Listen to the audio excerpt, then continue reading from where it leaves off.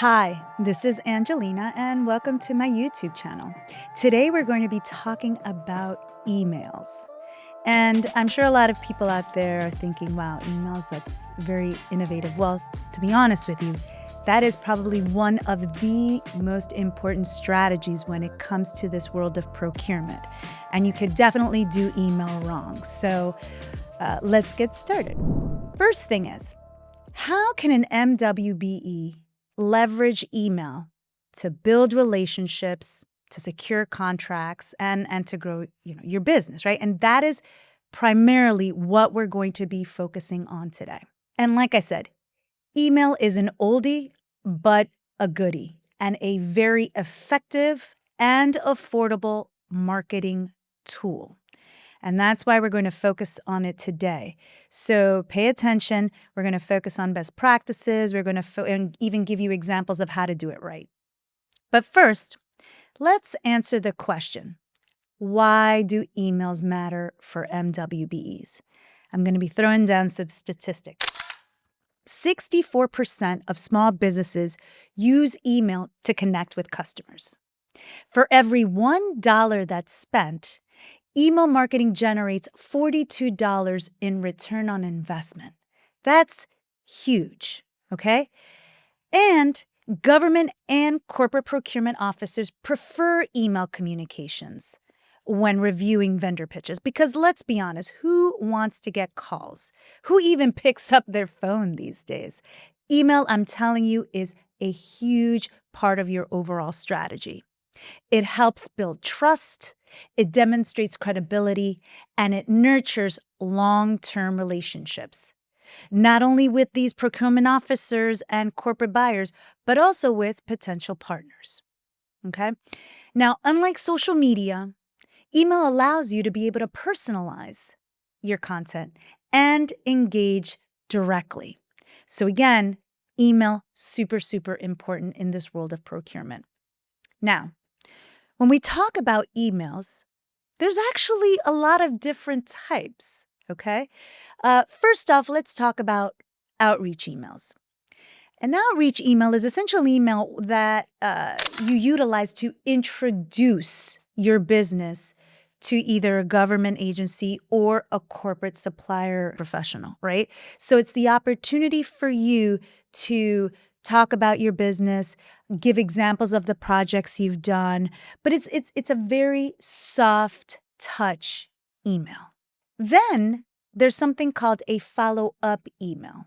And that's essentially your opportunity to develop the relationship with government and with corporate, right? It keeps your communication open, and it's mostly used when you're communicating, let's say after a networking event, after an expo or a meeting, or if you are interested in submitting a proposal or you already did and you want an update. Another email that's common in this world of procurement is the email where you are sending your capability statement, right? And as you know, there is a presentation specifically geared towards capability statements, so I highly recommend you watch that if you haven't already. But essentially, a capability statement email is the email where you are emailing your capability statement, right? Again, to government procurement officers or to corporate reps. And again, this is introducing your business. Another type of email is newsletter emails. And these are important because they provide updates on your company, not only on new product launches, success stories, examples of projects you've done, and maybe even industry insights. So this is a very, very important email where you can add value to your audience. Another email, and this one is pretty straightforward when it comes to the world of procurement, is the email you sent when you're submitting proposals and bid submissions, okay? This is very professional when it comes to the email. It's not colloquial, it's not casual, it's concise, and it's aligned with guidelines. A lot of times when you're submitting a proposal via email, there are directions on how to do it, when to do it, who to do it to. So it's important that when you are responding to or submitting a proposal that you follow directions, okay? Understanding the right type of email to send in the right type of situation increases your success rate. Now, when you send an email, your subject line should be very strong. And that goes, any email that you send, regardless of whether it's for procurement or whether it's, general business email. So having a subject matter that is relevant, that is strong, is a formula for success. So when it comes to a subject line, it should be clear and specific and professional. Okay. And when it's clear, specific, and professional, you're going to get more success, particularly when it comes to your open rates.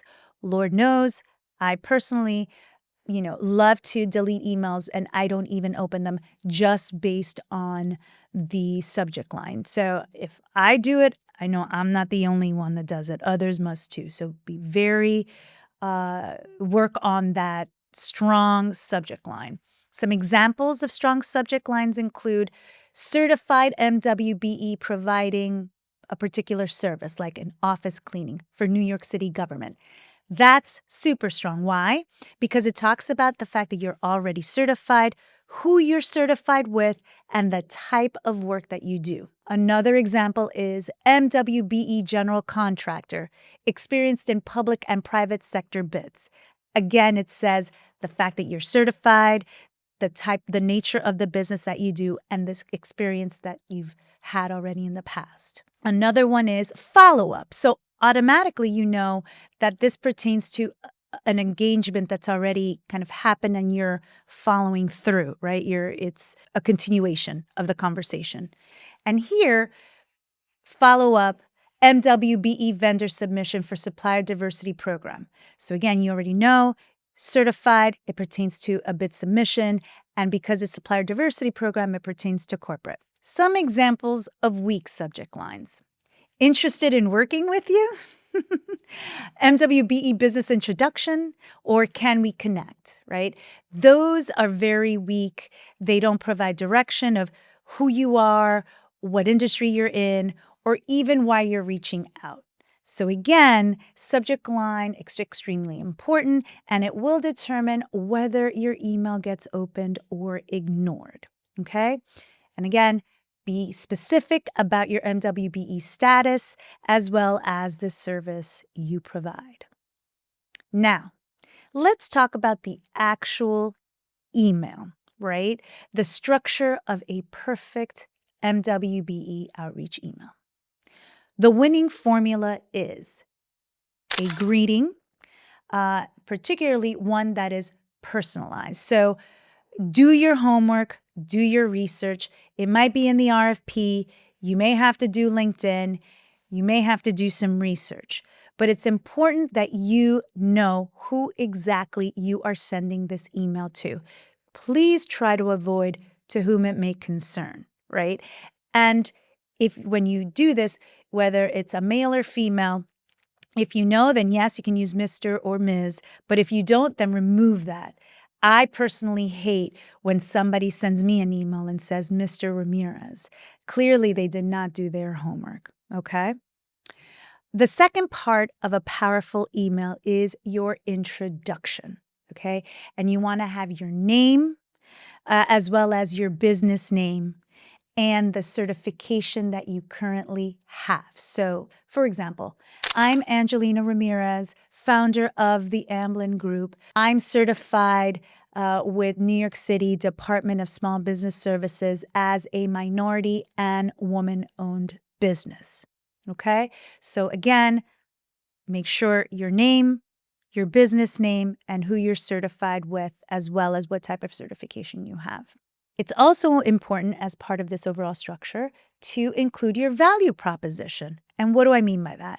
Talk about the work that you've done in the past, examples of the projects you've done, when they occurred in terms of timing, how long they may have taken, what the budget might have been, what the results were. It's important. especially the benefit that you provided, whether it's sticking on time, sticking on budget, exceeding expectations, getting another contract, et cetera, et cetera. So that value proposition is important because it's not only talking about the value that you add, but it also talks about the success that you've had in the past. Another important aspect of the structure of an email is your call to action, right? Whether you're requesting a call, an email, or a meeting, it's important for you to literally state that in the email. So, for example, I'd love to schedule a meeting to discuss how we can support your procurement needs. So, call to action is super important because it establishes next steps. And finally, a professional signature. What does that mean? Well, your personal name, your business name, your contact information, whether it's email and or telephone number, your website, and maybe even your social media links. Your email is important because it really should be the email of your business, right? At xxxbusiness.com. An overall example of this. Dear Mr. Estrada, I'm Angelina Ramirez, a certified MWBE specializing in marketing and outreach solutions. We have successfully worked with the City of New York to support supplier diversity efforts. I'd love to connect and explore potential opportunities with you. Are you available for a quick call next week? As you can see, I stated my name, my business name, examples of projects that I've done in the past and with whom, the call to action, specifically asking for a call. Okay, so that is a best practice. I want to talk about some common mistakes that are made with email and what you should avoid. Number one, making emails that are too long or too vague. Your emails should be super concise, okay? No more than 200 words. Especially today with AI, you have no excuse. Use ChatGPT, use Claude AI. These are great tools, free tools that could help you draft emails, again, that are very consistent and very concise. Another error is not personalizing it, right? Like I said before, making it too generic, writing to whom it may concern. Do your homework and find out who the main point of contact is. Generally, during these RFPs, the request for proposals, there's always a point person. So direct it to that person, okay? Another error that I see constantly is no clear call to action. Essentially, you're leaving the reader guessing. What is it that you want from them? Again, do you want an email? Do you want a call? Do you want to request a meeting? Maybe you just want a piece of information, a date or a document. Be clear on what it is that you're asking for. Another error is if you are going to have attachments, put that in the email and explain what it is, right? So as I stated before, a lot of times these emails have capability statements. So put that in the body of the email, the fact that please find attached my capability statement, or please find attached a flyer, a proposal, etc., etc. But it's important for you to put that so that they can look for it in the email. Now, another error is unprofessional email addresses, okay? Please avoid at Gmails, at Yahoo, at Hotmail, at AOL.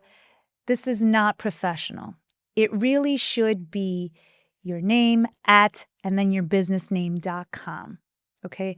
Go that extra mile, should reflect your business name. Some clients have asked me how to do email without being so pushy, right? Especially the follow-up ones. So I'm going to give you like some best practices.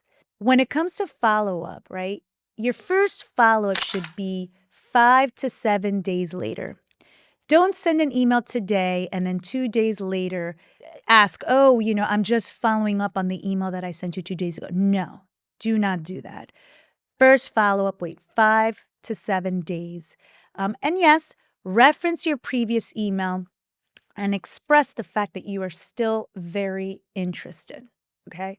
Your second follow-up can be 10 days to 14 days or 2 weeks, okay? But just don't do it cold, like following up on the email that I sent before. Add some value there, whether it's a success story, maybe you updated your capability statement, or maybe you're requesting a meeting. Add something of value. Again, don't just make it be like you're trying to, don't make it transactional. Establish a relationship, soften the edges. If you are sending a third follow-up email, which to be honest with you, I don't recommend you do in too short of a time frame. But if you are, if you really feel strongly about it, it should be at least a month after your first interaction. And be extremely polite and, in essence, close the loop. Don't necessarily close the door for future opportunities, but at the same time, understand that if you're sending a third email and it's not working, you're not getting a response, then perhaps you did not get the RFP, you didn't get the contract, or maybe they're no longer needing anyone to do that project, which is absolutely a possibility. Sometimes, corporate and government puts forth a call for RFPs or call for contractors, and then they figure out that they don't really have a need for it anymore. So don't be disheartened, right? If you do attempt 3 times and you don't have any success, 2 things I would recommend. Number 1, follow up again in 6 months and go to some networking events where you think this person might be and restart the relationship. Fresh pair of eyes, get in, introduce yourself again. And you could state, hey, no, I know, how are you? We met at this last event. I know I sent you some emails. Let me know if there's some new opportunities in the pipeline. Okay? But when it comes to some examples of follow-up emails, this is what I would suggest. Hi, Mr. or Ms., whoever that contact is. I wanted to follow up on my previous email regarding our MWBE certified services.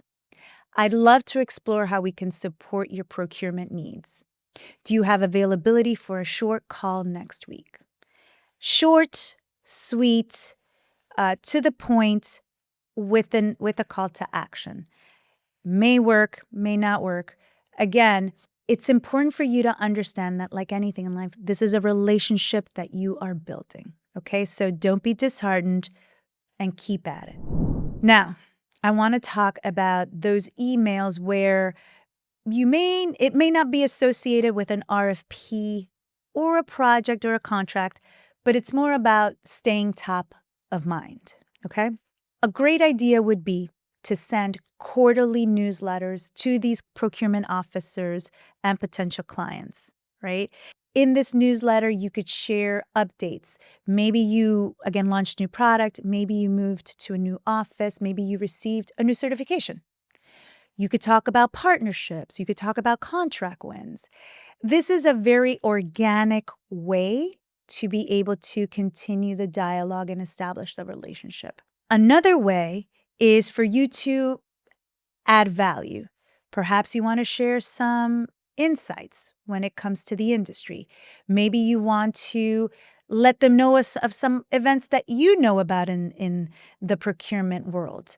Or maybe it's just overall MWBE news. You're adding value, and it's, again, a nice relationship builder. One best practice that I do recommend is this. Set your Google alerts for MWBE and for supplier diversity. And do it not only general, but also do it specifically to your region. So it might be New York City, it might be Miami, it might be Chicago, et cetera, et cetera. Not only will this keep you abreast of events that might be taking place, contracts that are coming up, but it's also information that you can then share with these procurement officers. So I highly recommend that you get some Google notifications for MWB and supplier diversity. Now, another way for you to not only establish but nurture these relationships is engaging with contacts through LinkedIn. And again, you could reference the fact that you've connected with them via email.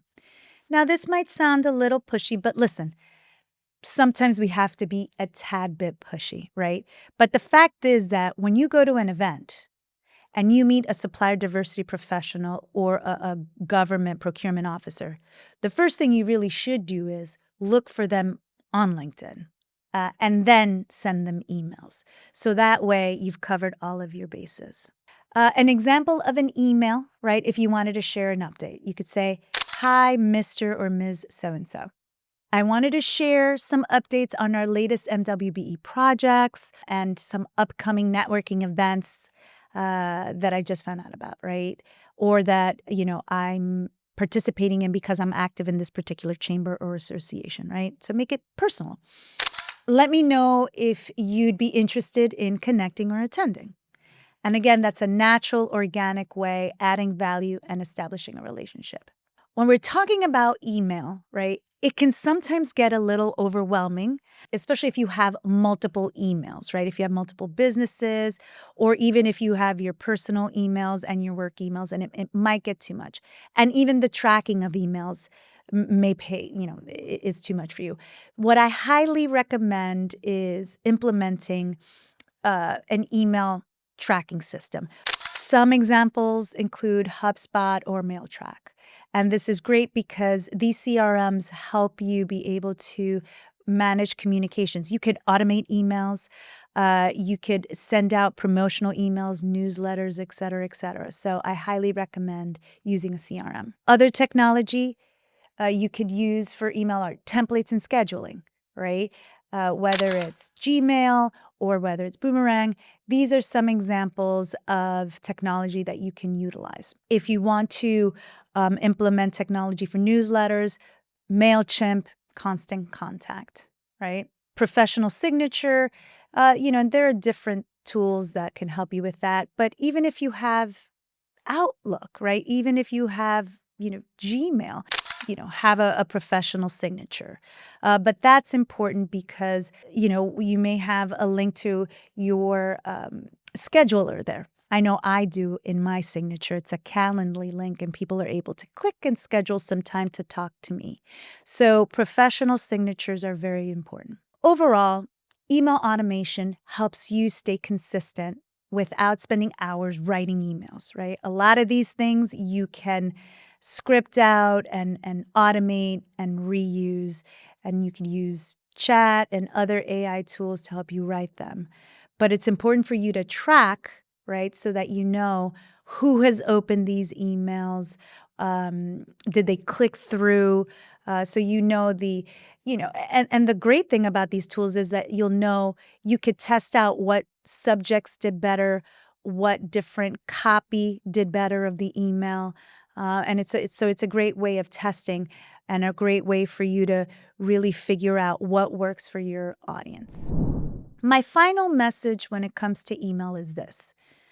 Email can be one of the most powerful tools when it comes to MWBEs and procurement, but it has to be done correctly. All right. Whether it's building relationships, providing value, or positioning yourself, it's important for you to do the work and to do it well. You'll see. If you implement these best practices, you're going to have better results, and you're going to increase your chances of securing contracts. Okay? Thank you for joining us today. I hope you found this session helpful. If you have any questions, drop them in the chat or connect with me via email or LinkedIn. Let's build success together.